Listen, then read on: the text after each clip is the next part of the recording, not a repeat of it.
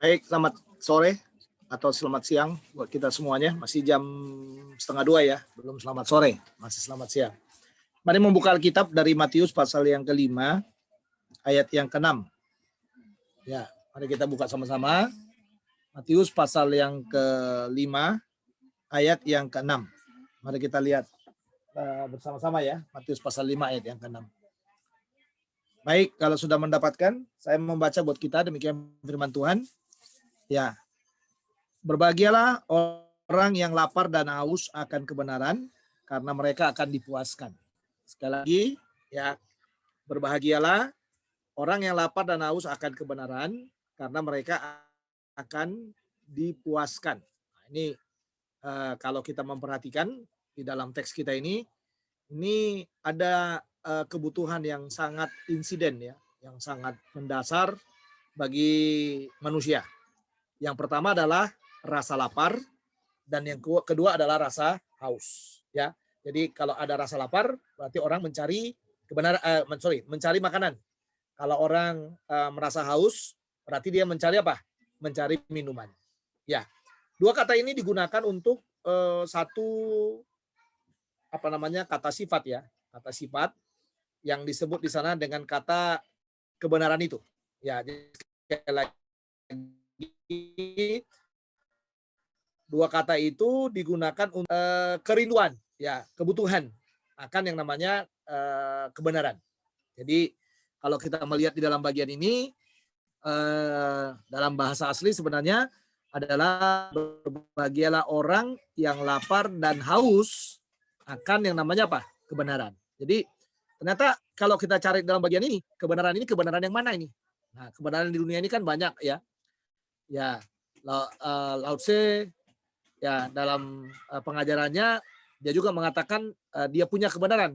Buddha, Buddhis, Hindu, Muslim, dan semua agama-agama di dunia ini mengajarkan yang namanya kebenaran. Nah, kalau yang dijelaskan oleh Yesus ini, karena ini adalah khotbah dari Tuhan Yesus di bukit, waktu dia katakan berbahagialah orang yang lapar dan haus akan kebenaran, itu kebenaran yang mana? Nah, ini pertanyaannya saudara. Ya, kebenaran yang mana? Nah, sudah tentu yang Tuhan maksudkan adalah kebenaran yang bersumber dari hal-hal yang sifatnya adalah ilahi. Ya, atau kebenaran yang ada di dalam pribadi Kristus itu sendiri.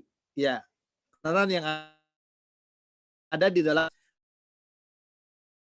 pribadi daripada Tuhan Yesus itu sendiri. Jadi waktu dibilang berbahagialah orang yang lapar dan haus akan kebenaran yang dimaksudkan di situ adalah kebenaran yang disebutkan tadi itu. Kebenaran yang bersumber daripada Kristus. Ya, kebenaran yang bersumber daripada Kristus. Nah, kalau kita melihat saudara, nanti hasil ending akhirnya dikatakan karena mereka akan dipuaskan. Ya, siapa yang bisa memuaskan kita? Hanya Yesus yang bisa memuaskan. Benar nggak ya, saudara ya? Kita sekolah tinggi-tinggi, hebat-hebat, S1, S2, S3 gitu ya. Yang kita cari adalah kebenaran daripada Kristus itu sendiri. Karena kita tahu yang bisa memuaskan kita hanyalah Yesus. Kebutuhan apa yang menjadi kebutuhan kita? Ya, yang kita cari dalam hidup kita ini yang bisa memuaskan kita hanyalah Yesus. Jadi tidak ada yang lain yang bisa memuaskan kita kecuali hanya Tuhan Yesus. Makanya benarlah apa yang dikatakan oleh Tuhan Yesus dalam bagian ini, bahwa yang berbahagia itu adalah orang yang lapar dan haus akan kebenaran. Ya, jadi kalau kondisi kita seperti ini, maka kitalah yang akan dipuaskan. Jadi karena dikatakan karena mereka akan dipuaskan. Siapa mereka itu? Orang-orang yang lapar dan haus akan kebenaran tadi. Ya, orang-orang itulah yang akan dipuaskan. Ya, dipuaskan oleh siapa? Oleh Tuhan Yesus.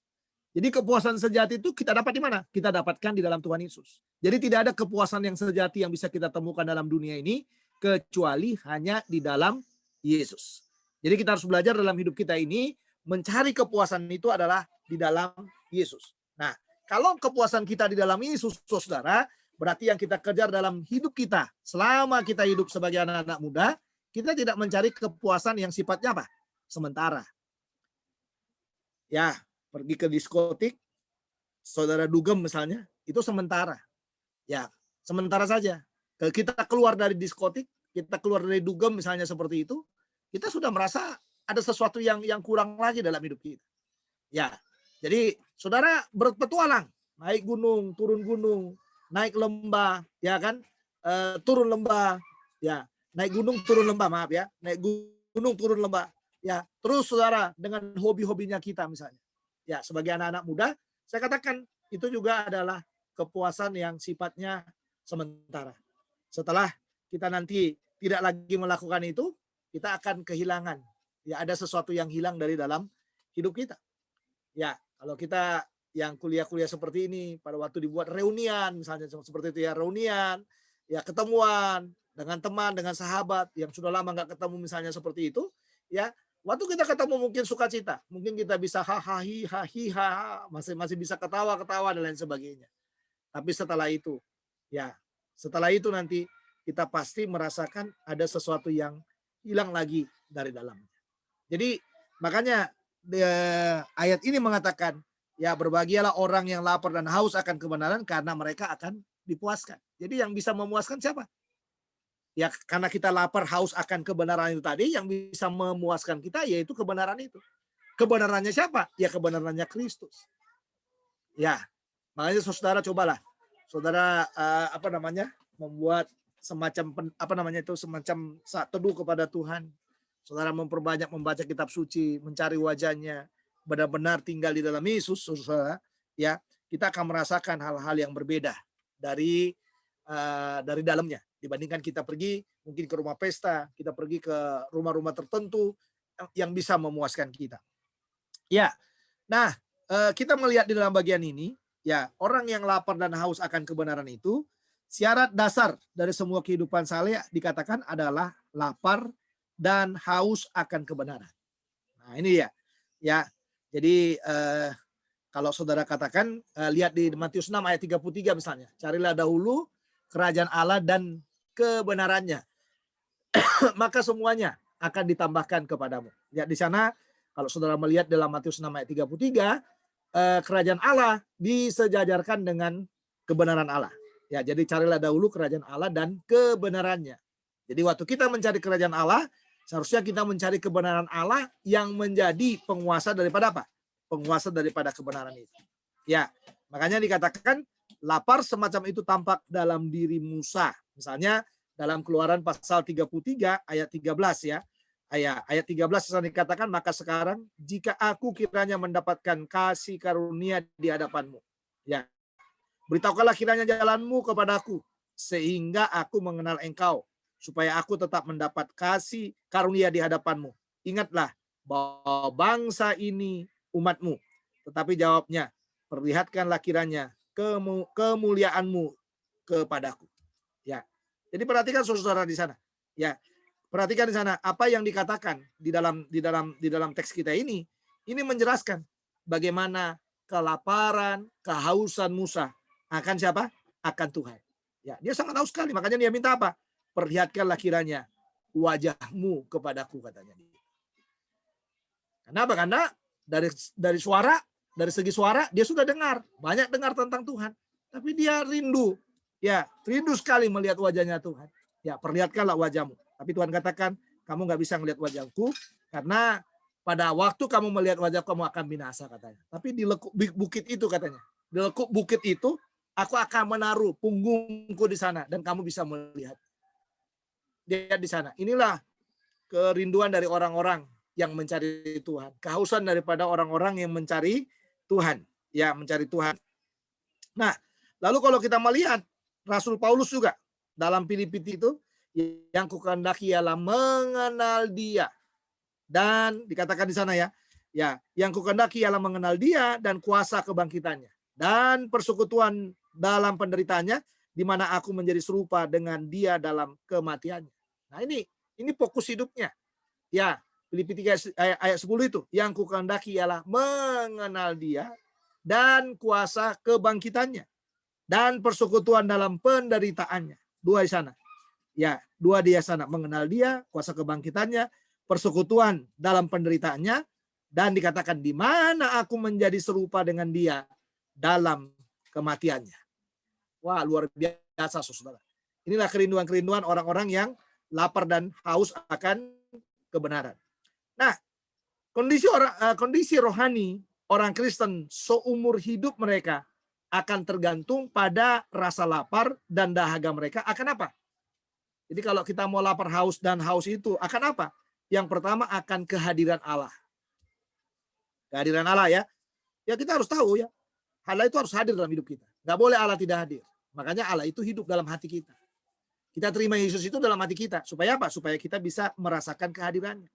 Yang kedua, saudara, dikatakan kita rasa lapar dan dahaga akan apa? Akan firman Allah. Ya, akan firman Allah. Ya, firman-Nya Tuhan itu menjadi kekuatan buat kita. Ya, makanya bilang firman-Mu adalah pelita bagi kakiku dan terang bagi jalanku. Ya, itu firman Tuhan.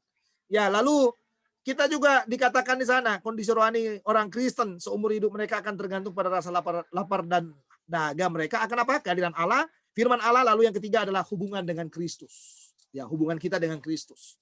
Persekutuan kita dengan Roh Kudus yang keempat. Lalu akan apa? Akan kebenaran, akan kuasa kerajaan, akan kedatangan Tuhan kembali. Nah, itulah rasa lapar dan haus kita. Ya, coba perhatikan tuh pandemi dunia ini, saudara. Ya, kan membuat kita pada akhirnya untuk berkata seperti yang dikatakan dalam 2 Timotius 4 ayat 8 itu. Sekarang telah tersedia bagiku mahkota kebenaran yang akan dikaruniakan kepadaku oleh Tuhan, hakim yang adil pada harinya, tetapi bukan hanya kepadaku, melainkan juga kepada semua orang yang merindukan kedatangannya. Nah, itu dia di sana. Kerinduan kedatangannya. Ya, dunia ini tidak bisa diselesaikan.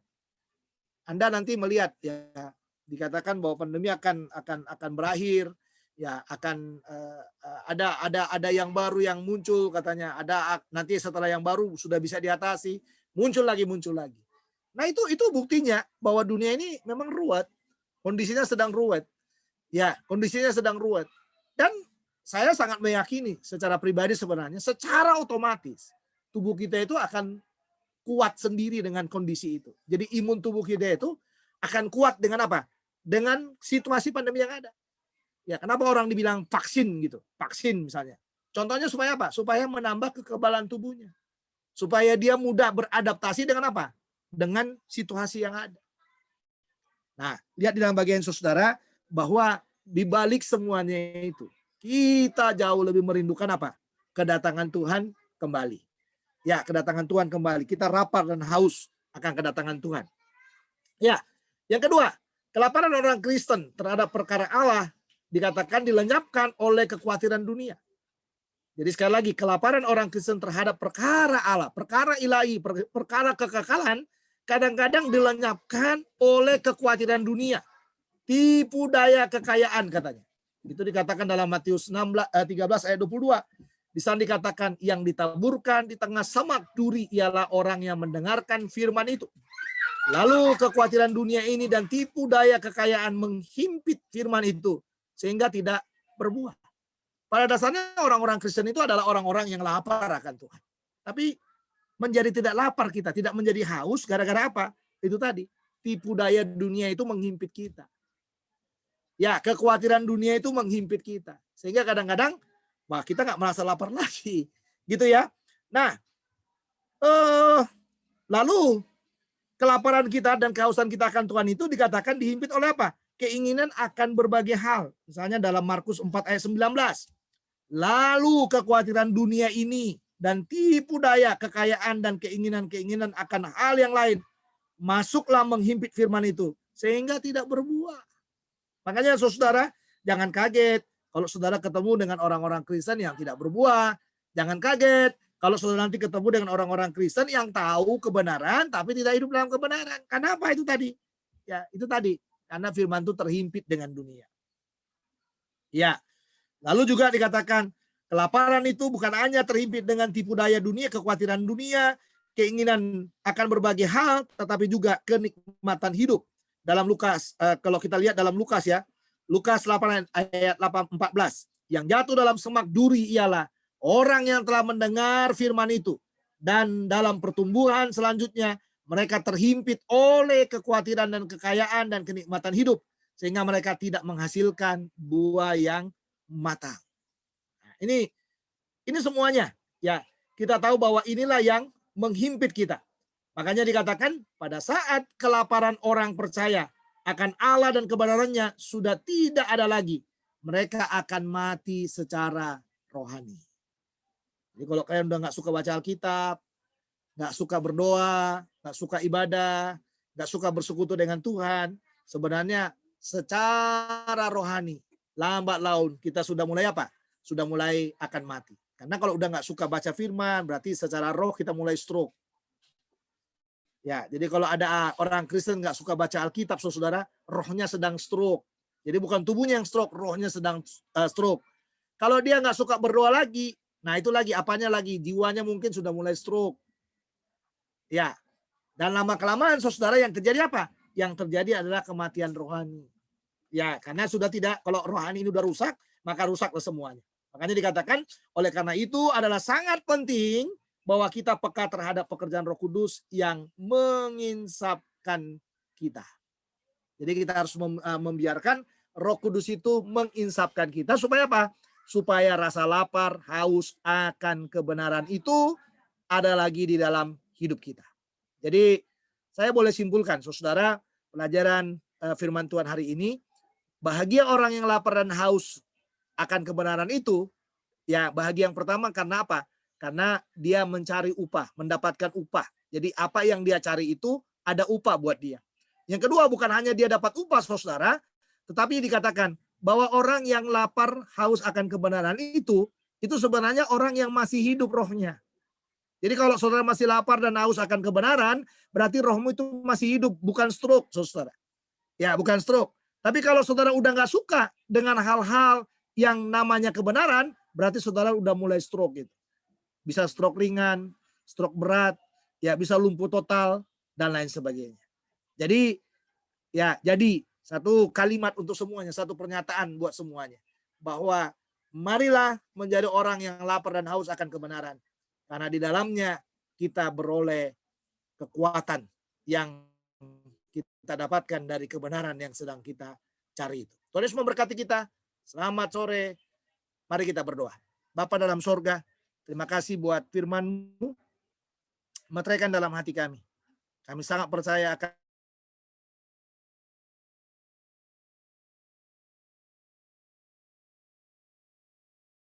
di pergumulan hidup mereka. Hamba mendoakan mereka dalam nama Tuhan Yesus. Kiranya turunlah Roh Kudus yang terus mengendalikan mereka, memimpin mereka, dan menguatkan mereka, membawa mereka lagi kepada kemenangan yang sejati yang bersumber daripada Tuhan. Bapa dalam sorga, berkati orang tua kami yang berjuang untuk hidup, berkati segala keperluan kami, dan hal-hal yang kami butuhkan dalam hidup ini. Dan akhirnya kami akan mengakhiri ibadah kami akan kembali lagi ke aktivitas kami semula, dan kami akan menerima berkat yang daripada Tuhan. Saudara-saudara, arahkan hatimu kepada Tuhan dan terimalah berkatnya. Kasih karunia dari Allah Bapa, sukacita di dalam Tuhan Yesus Kristus, serta persekutuan dengan Roh Kudus, kiranya menyertai kita semuanya, mulai sore hari ini, kekal selama-lamanya. Semua yang percaya katakan, amin. Tuhan Yesus memberkati kita. Ketemu lagi di gereja